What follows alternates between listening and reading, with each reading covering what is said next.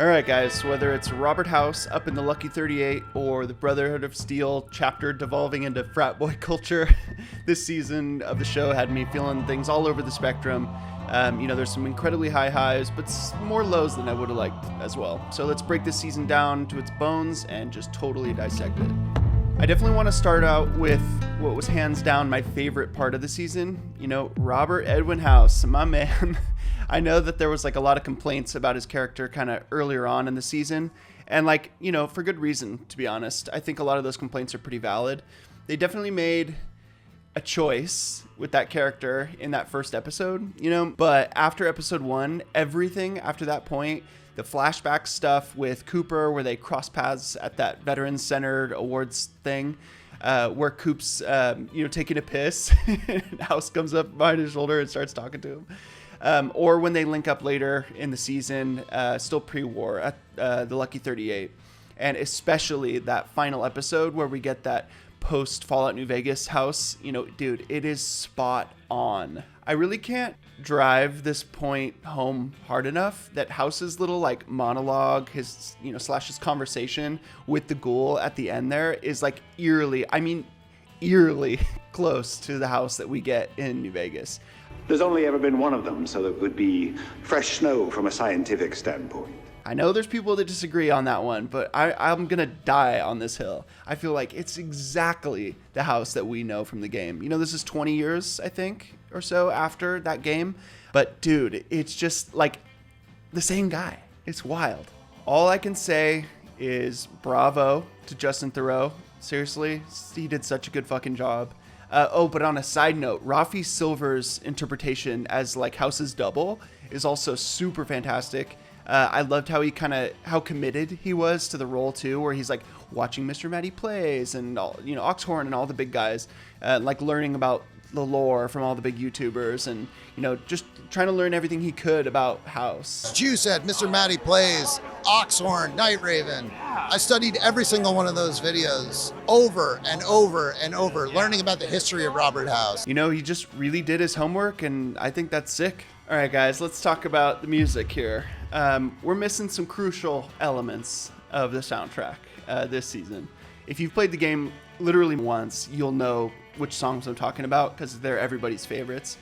If it was as simple as something we weren't able to acquire the rights, to these songs to do it for the show, I totally understand that. I get how complicated dealing with rights holders is. But dude, if it was a matter of cost, I would have told Kilter, I would have told Amazon, pay whatever the fuck it costs to get these songs. I don't care how much of the budget it takes up. It's so important to have these songs, this soundtrack in the show. Whether it's Johnny Guitar, whether it's Lone Star, or that, Get Me Some Money Too song, or Heartaches by the Number, or fucking Let's Ride Into the Sunset Together, or Ain't That a Kick in the Head. Dude, these songs are so crucial to capturing the vibe and the spirit of roaming the Mojave Wasteland. And totally, while them using Big Iron, including Lazy Day Blues, capture that vibe, especially the way they used it, right? When you have Lucy and the Ghoul walking around and Lazy Day Blues comes on. And it totally captures the Wasteland too. Those songs are crucial as well, and I'm glad they included them. But these missing pieces really did take their toll on the overall vibe of the show. Dude, some of these songs bring me back to such an awesome, nostalgic, specific place in my life. I'm sure you know what I'm talking about. I don't just mean where I was when I played Fallout New Vegas for the first time, or I'm from the South Bay Area, and my best friend's family owned a ranch south of the city, south of the Bay Area, and the Pinnacles mountain range. It's this beautiful place, right? It perfectly captures that cowboy lifestyle and vibe. I don't live in California anymore, as much as it hurts to say that. My family and I moved to Poland a year and a half ago or something like that. So whenever I hear these Fallout New Vegas songs, especially the ones that weren't included in the show, it instantly transports me back to that happy place that I was talking about. Where I'm spending time with my friends and I'm in this sick ranch out west, right?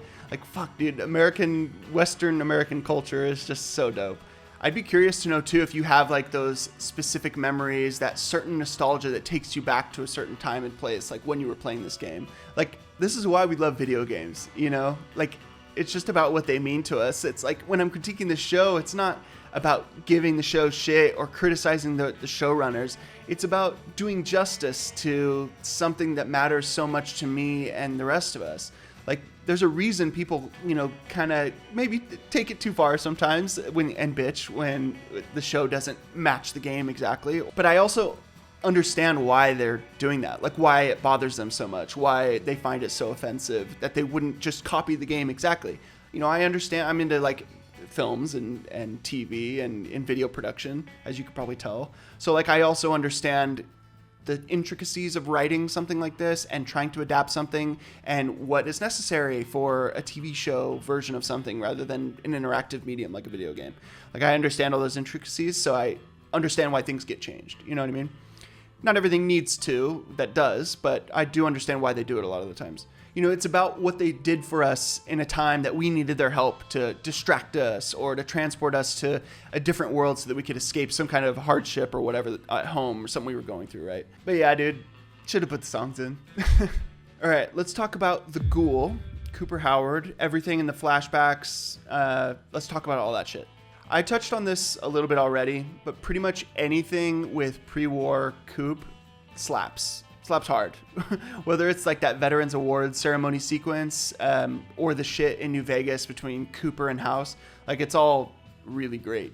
I also really appreciated that we got a lot more context between Cooper and Barb's like falling out, and like by giving us that new kind of crucial information that changes how Barb, wasn't the monster in the first season that the first season sold her as. The show like changed the entire context of that relationship. We went from thinking they totally crashed out and had like a proper divorce to knowing that Cooper was just labeled a pinko and he divorced Barb just to protect her essentially.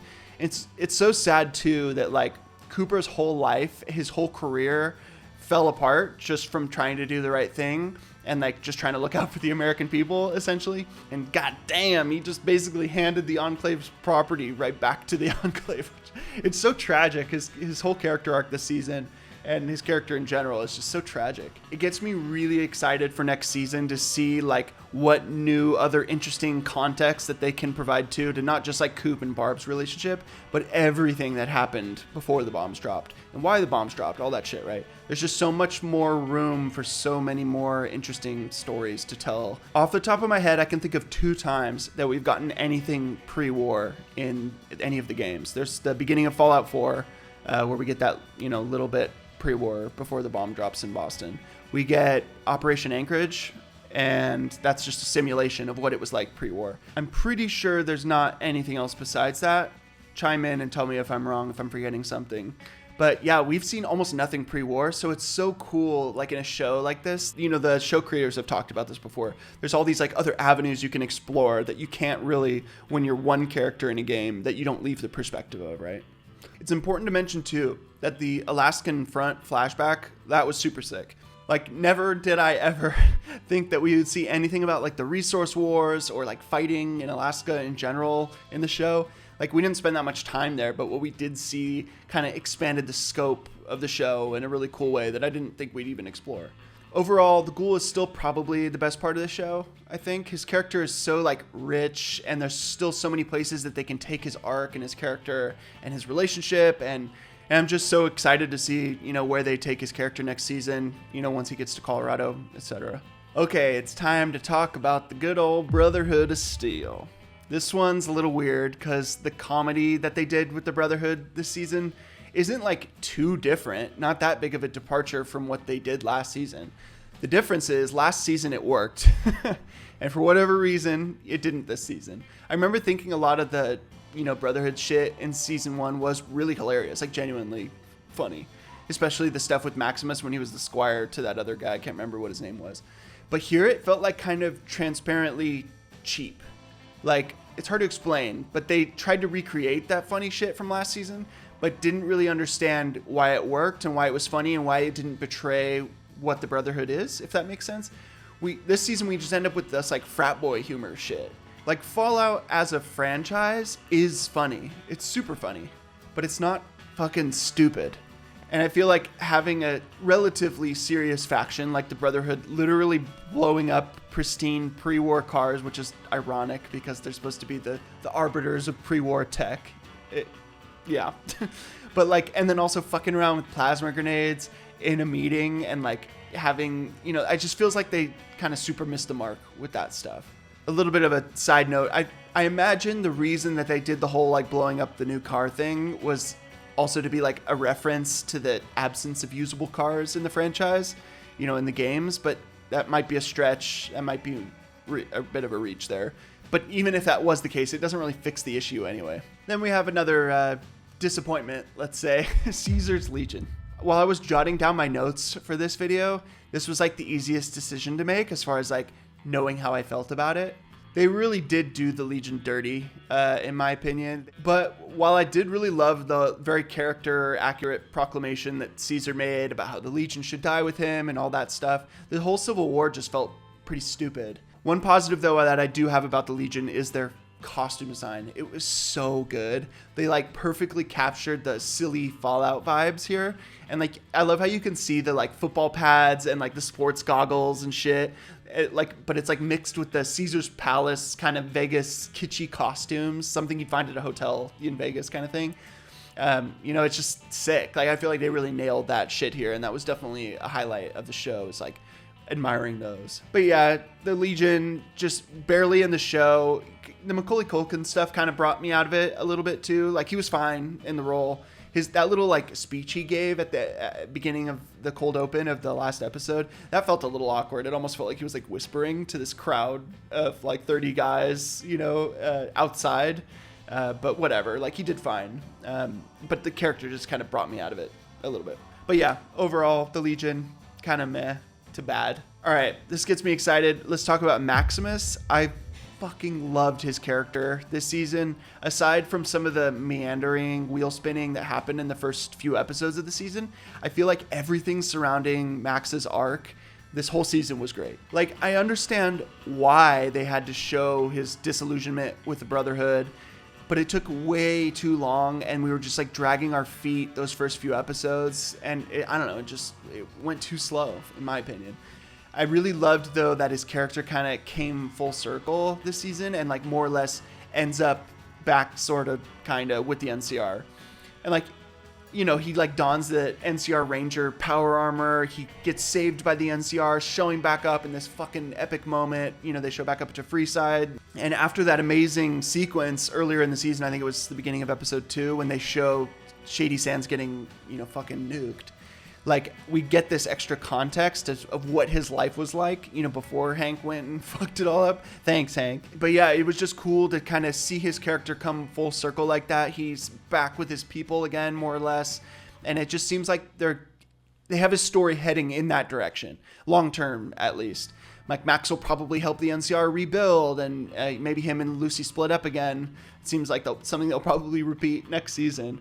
And like, the NCR, Max and the NCR are just like trying to make the Mojave a better place to live, and even beyond the Mojave, that kind of shit. I could see his storyline, his character headed in that direction in the future. But yeah, dude, I don't know. I fucking love Max. I love his character. And also, nobody compares to Aaron Moten's comedy chops too. He is so funny, dude. His like comedic timing and like even his facial expressions and like all of it, the whole package is just flawless. He's so good. He's become one of my favorite actors, even though I haven't seen him in a lot of stuff. I just really appreciate how good his chops are. We'll quickly touch on Lucy here. There's not a whole lot to say, to be honest. While I still love Ella Purnell as Lucy, I love, the casting of Ella Purnell, all of it. I like the character too. Her arc and like her character in general didn't really make me feel one way or the other this season, to be honest. It's hard to explain, but like she just kind of felt sidelined, I guess. Like, I know that kind of sounds funny, especially since like she had so much screen time, and like the whole main quest of the season was her getting to Vegas, her finding her dad. But it all just felt kind of hollow. There's a few key moments that were great, when she gets her power fist and like takes out the Ghoul, and everything that happened in the executive vaults, in Vegas was great with her dad, and the chips and all that stuff. That was awesome. But And the final episode, her kind of last moments with her dad, that was all great too. I did also like the whole drug addiction thing. I thought she, just as an actress, she played that really well. And it was just a funny part of the show and a highlight for me. But yeah, just on the whole, like it did feel a little hollow. As far as the Enclave goes, I could totally see how someone who's not, like really plugged in like we are with the games and some of the lore and stuff, wouldn't really understand what the Enclave is. It wasn't super well explained, I don't think, this season. There was a few really cool highlights of the season overall where we get these moments of the Enclave getting kind of revealed more, and like some of their motivations being exposed, and we get more about phase 2 and the FEV and all that stuff. Stephanie Harper too, while I'm talking about the Enclave, her character was definitely a highlight of this season. Like she made what was happening in the vaults, it could easily have been like kind of a boring side story that we didn't really care about. Like everything that happened with Lucy's brother, that I felt like was kind of went that way. I just didn't really care. I mentally tune out a little bit every time his character and his story was on screen, to be honest. There's some funny moments and highlights and stuff, but overall I didn't care that much. But Stephanie Harper's whole, like her Canadian heritage and the whole storyline and all that stuff, the flashbacks, how her character's changed and why we understand why she is the way she is this season more.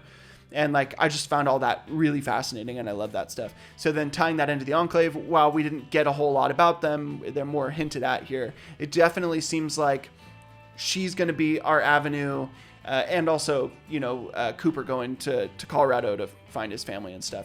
But like those two things together are really going to bring the whole Enclave storyline together. And I'm just excited to see where the Enclave goes. It seems like they're probably going to be the big bad for the show overall, which makes sense. And I'm also excited to see another fucking highlight of the show is Ron Perlman and his character as a super mutant, and seeing, maybe even the Nightkin tied in the future, but especially just the conflict that'll arise between the super mutants and the Enclave, as he expressed his grievances in that earlier episode. And like, I'm just excited to see all that come together. There's all these hints that we got for future seasons here, where it's all headed and stuff. And I'm really excited about all that stuff. Just gets me pumped for what comes next. Overall, dude, it was good. Like this season was good. I would say, like if I had to give it a score or something, the first season would probably be like 8.5 or a 9. And this one's like, 7.5, 8, something like that. It was so cool to like kind of live in the real world version of New Vegas. They did it justice in a lot of ways, but they also dropped the ball in a lot of ways too. It felt kind of like half a season in some ways, if you kind of know what I mean. It felt like we spun our wheels in a lot of places and like kind of skipped out on valuable time that could have been spent on more world building or more of the main plot or whatever. And it just feels like we missed out on a lot of time. We wasted a lot of time on things that don't really matter, and could have been spent on more meaningful stuff that would have made the season feel fuller and made it feel like more of a complete story. That reminds me too, the snake oil salesman continues to be one of my favorite fucking parts of the show. I love him. He's so funny. And we had him with Fisto and all that stuff this season. That was great. But yeah, he deserved an honorable mention. Overall, yeah, I'm feeling pretty good about it this season. I'm just so pumped for what comes next for season 3. It couldn't come soon enough. I'm sure it's going to be another 1.5 years or so. It's better than some of the other shows I watch that take forever, 2-3 years between seasons. So at least this show, starts shooting right after the last episode, the last season ends, and they edited it quickly and got it out quick. So that's cool. I appreciate that. But yeah, thanks for tuning in, guys. I appreciate your time. I know it's valuable, so thank you for spending it with me. If you think I've earned it, I'd love a sub. I'd love a like on the video. All that's greatly appreciated and helps me keep growing this channel. I appreciate you guys so much. Thanks for hanging out, and stay tuned. I got plenty more Fallout content coming and cool new places we can explore after the Fallout stuff ends. So I'll see you guys next time. Bye.